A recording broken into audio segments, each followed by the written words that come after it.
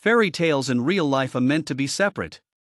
That's exactly what the extremely busy, no-fun Mr. Carmichael always thought until one day.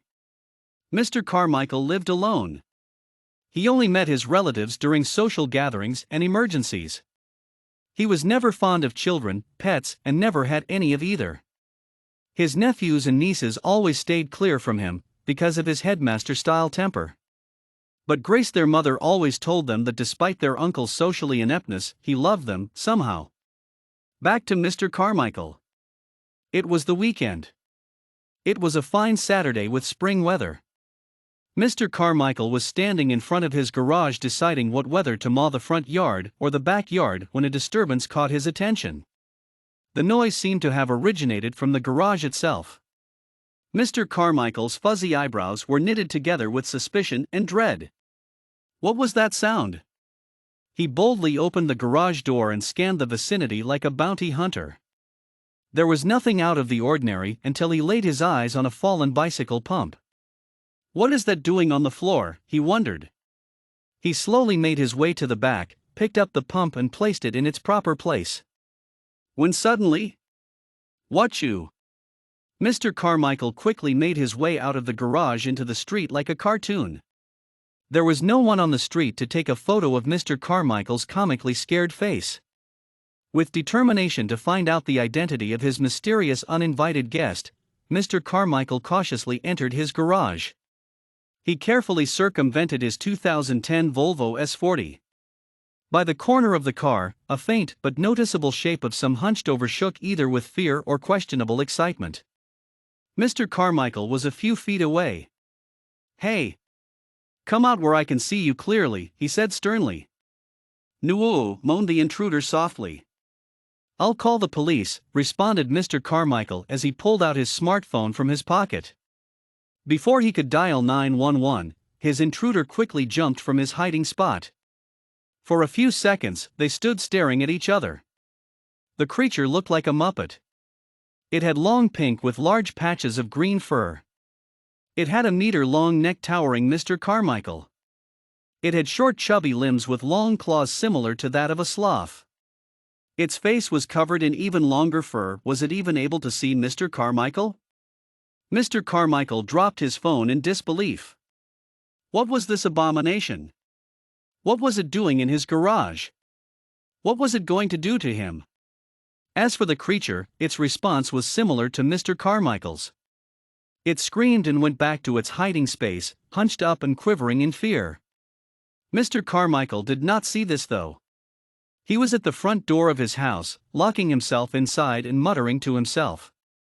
"Call the police. Call the police." He then remembered his windows and quickly closed all of them, including the ones upstairs in his bedroom. By the time he sat down in his sitting room, he was exhausted from all the excitement. He picked up his landline and was just about to dial 911. Wait a minute, if I call the police now and describe my intruder, they probably won't take me seriously, he thought. Maybe I should try animal control. With that, he dialed the number for animal control. After a brief conversation, they agreed to come and check the premises. After a few minutes of peace, the doorbell rang. Mr. Carmichael jumped from his seat like he received an electric shock. "Oh my," he said as he tried to compose himself. "I'll just check my phone app and see who it is." As he checked his pockets, he realized his smartphone was missing. And then, "Excuse me. I'm really scared, could you please let me in?" asked a familiar shaky voice. "You dropped this strange-looking plate." At that moment Mr. Carmichael was having a panic attack. "It talks. By all that is natural and scientific, it talks," he thought as he stumbled to the kitchen to get a paper bag to breathe in. The creature stood helplessly outside the door wondering what to do and to think. 20 minutes later Mr. Carmichael, nearly at his wits' end with dread and worry, nearly jumped when the landline rang. It was animal control. They had just arrived. Mr. Carmichael let them in and explained the situation as vaguely as possible. So well, it looked like a raccoon, a very big fat raccoon." "Really?" asked one of the men. A part of him wasn't buying it. His colleague ignored that and went on to assure Mr. Carmichael that the problem would be taken care of. So could you show us the location of the last sighting? Of course. Right this way, responded Mr. Carmichael. He led them to the garage, to the back of his car, but the creature was no longer there. How long did you leave the garage door open? I think about half an hour, answered Mr. Carmichael nervously. The officers looked at each other briefly, then back at Mr. Carmichael. It most likely has escaped, but just in case it's hiding on the premises, we'll look around. Right, agreed Mr. Carmichael. For the next 15 to 20-something minutes they searched around the house, but to no avail. There was no trace. The two animal control officers left Mr. Carmichael's thoroughly embarrassed. As he turned to go back into his yard, something caught his eye. It was his cell phone, carefully placed in his flower pot by the door.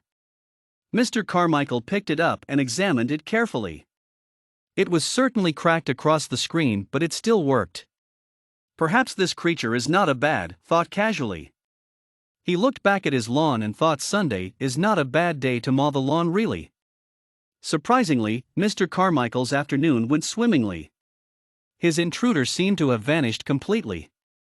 That was until later that night, right before 09:30, when Mr. Carmichael heard a noise coming from the garage. He had a hunch it was peculiar guest. He got up and went to investigate. He opened the garage door and pointed his flash at the back of his car. The pink and green shaggy creature was there. It was as scared just like their first meeting. Mr. Carmichael looked around to see if there was anyone moving down the street that hour, but the neighborhood was silent, with a few dogs barking here and there. Come with me, he said to the creature. It looked at him confused and even pointed to itself as if to say, me? Don't waste my time and follow me into the house, he urged. It nodded and made its way across the garage. It banged its head against the ceiling and decided it was best to keep its head down by lowering its neck. When it reached Mr. Carmichael, it stopped right in front of him and asked softly, will you call the police? No. Unless you give me a very good reason to, answered Mr. Carmichael. With that cleared, they both went inside. Mr. Carmichael was quite exhausted and had no intention of a lengthy interview.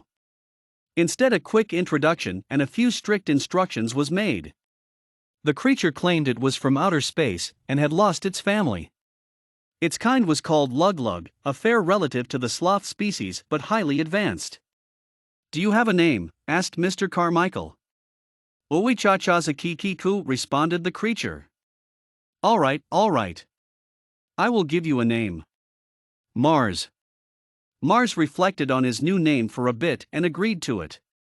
I like it, Mr. Carmichael. Now, I'm very tired and going to bed. You can sleep here in the living room for tonight. Just don't touch anything, you hear me? Yes, Mr. Carmichael, responded Mars. Mr. Carmichael, won't you read me a bedtime story? No, responded Mr. Carmichael as he made his way upstairs. Go to sleep.